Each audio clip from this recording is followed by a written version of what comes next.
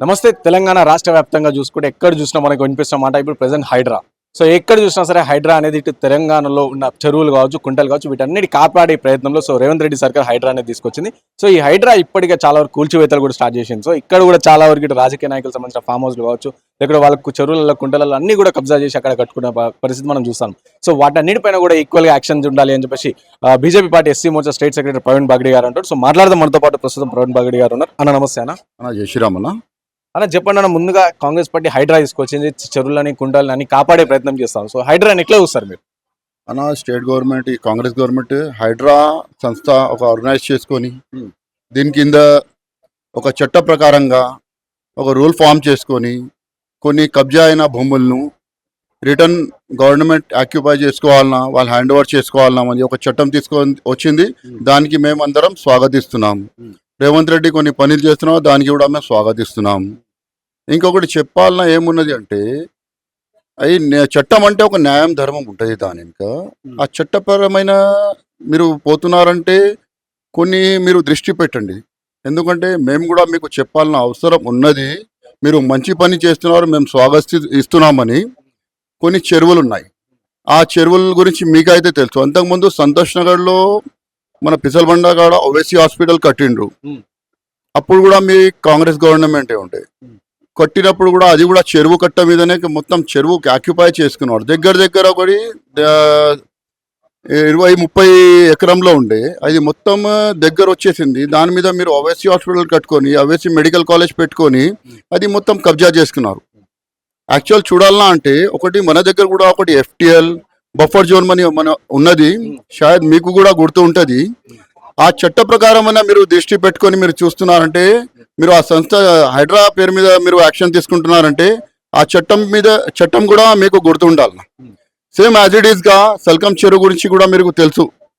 సల్కం చెరువులో Owaisi hospital, Owaisi women's college కూడా ప్రధానంగా కట్టారు. సో దాన్ని కూడా కూల్చాలని సోషల్ మీడియా బాగా ప్రచారం. అది ఎంతవరకు వస్తాం? మీరు కూడా ఓల్డ్ సిటీలో ఉంటారు కాబట్టి. సో ఎంతవరకు?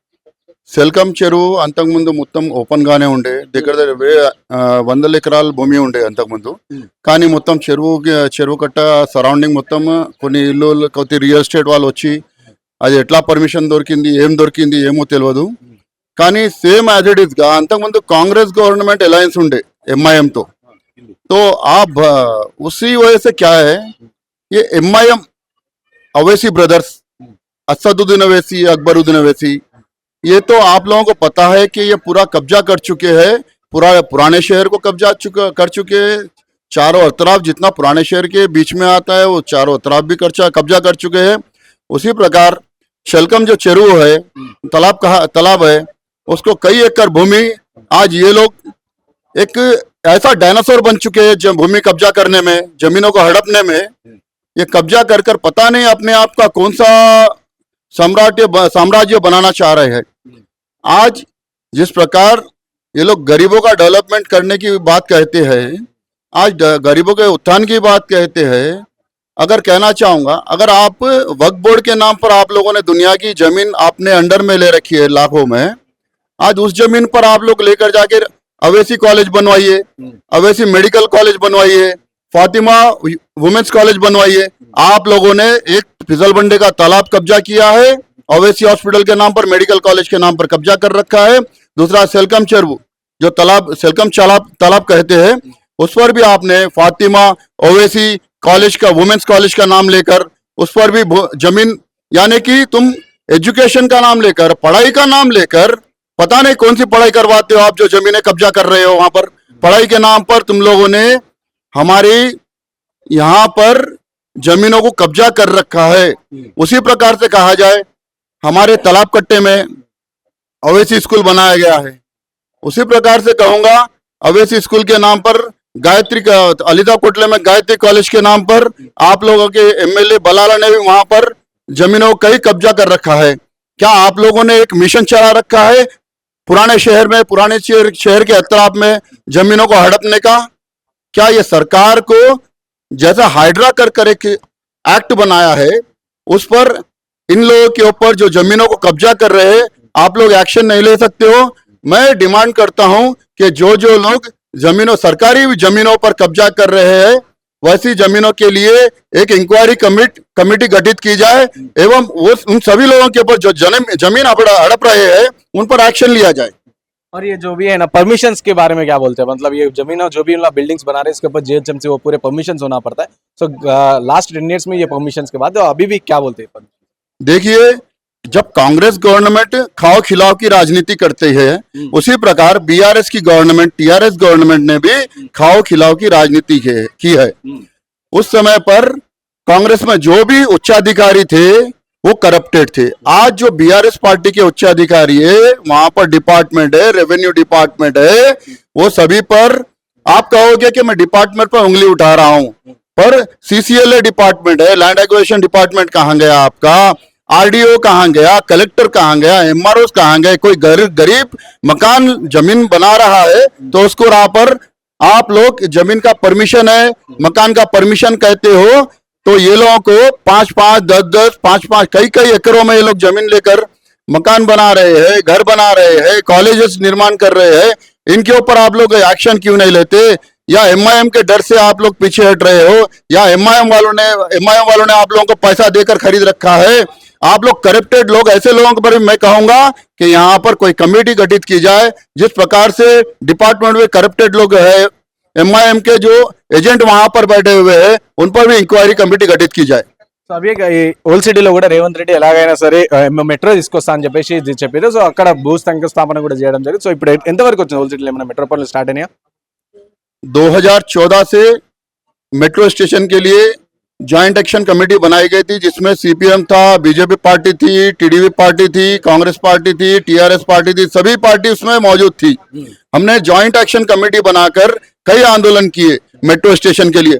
हम लोग चाहते हैं कि पुराने शहर का डेवलपमेंट हो, पर यही डेवलपमेंट की हुंकार भरने वाले चंदन गुट्टा के एमएलए, हैदराबाद पार्लियामेंट के एमपी जिसे सांसद कहते हैं, दोनों अवैसी ब्रदर्स जो पुराने शहर को, हैदराबाद को अपनी जागीर समझकर चलते हैं, वहां की जनता के बारे में अगर सोचते तो ये मेट्रो स्टेशन आज से 10 साल 15 साल पहले जैसे इस पूरी जनता, पूरी पार्टी जनता के समर्थन में ओल्ड सिटी के डेवलपमेंट में काम कर रही थी, आज तक कंप्लीट हो गया होता।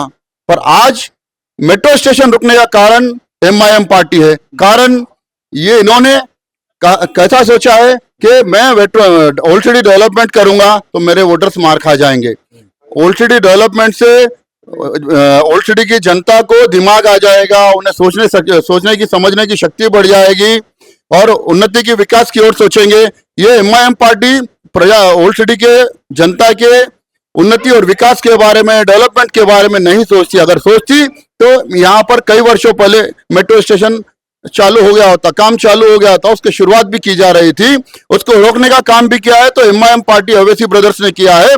आज मैं फिर से कहूंगा कि एमआईएम पार्टी को हटाना ही हमारे पुराने शहर की पहली आवाज होनी चाहिए, क्योंकि एमआईएम पार्टी पुराने शहर का उन्नति और विकास, डेवलपमेंट नहीं चाहती है।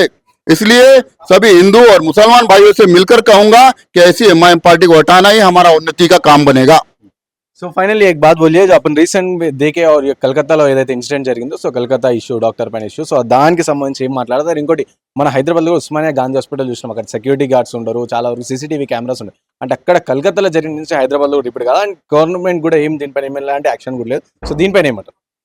आज पूरा हिंदुस्तान हमारी बहन जिस प्रकार से बंगाल में कलकत्ता में जो इश्यू हुआ, वहां की मुख्यमंत्री भी आप सभी को पता है, उसका नाम भी पता है, मुझे कहने की जरूरत नहीं है। एक महिला होने के बावजूद भी एक महिला की रक्षा नहीं कर सकी, वैसे उसके लिए तो पूरा देश शर्मसार है। एक बहन की रक्षा नहीं कर सके उसके लिए भी पूरा देश शर्मसार है। और इस तरह की घटनाएं आगे ना बढ़े उसके लिए मैं तेलंगाना में कहूंगा कि जिस प्रकार से हमारे उस्मानिया जनरल हॉस्पिटल है, सरकारी हॉस्पिटल है, गांधी सरकारी हॉस्पिटल है, हमारे ऐसे दो दवाखाने हमारे पास है।